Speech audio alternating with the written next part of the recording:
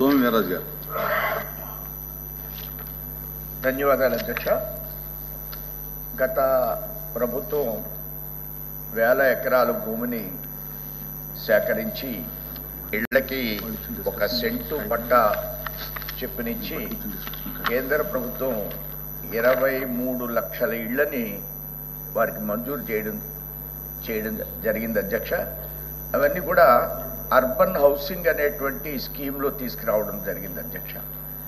అవి దానిపైన ఎన్ని ఎకరాలు కొన్నారు, కొన్న ఎకరాలు వాస్తవంగా అక్కడ ఉన్న రేటుకే కొన్నారా, అదేవిధంగా రెండో అంశం అధ్యక్ష, దాని మీద దర్యాప్తు జరపాలనేది నా అభ్యర్థన అధ్యక్ష మీ ద్వారా ఈ ప్రభుత్వాన్ని, కూటమి ప్రభుత్వాన్ని.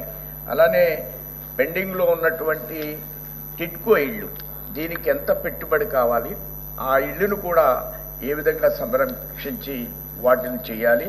అలానే గత ప్రభుత్వంలో జరిగినటువంటి 1 సెంటు పట్టాలో ఉన్నటువంటి ఇళ్లని ఏ విధంగా రక్షించాలి, ప్రభుత్వం దీని మీద పేదలకి మరలా ఇళ్ళు తీసుకురావడానికి కేంద్రం నుంచి ఏమన్నా ప్రపోజల్స్ పంపించిందా, ఈ 3 అంశాల మీద మీ ద్వారా ప్రభుత్వానికి నేను విజ్ఞప్తి చేస్తున్నాను అధ్యక్ష. ధన్యవాదాలు.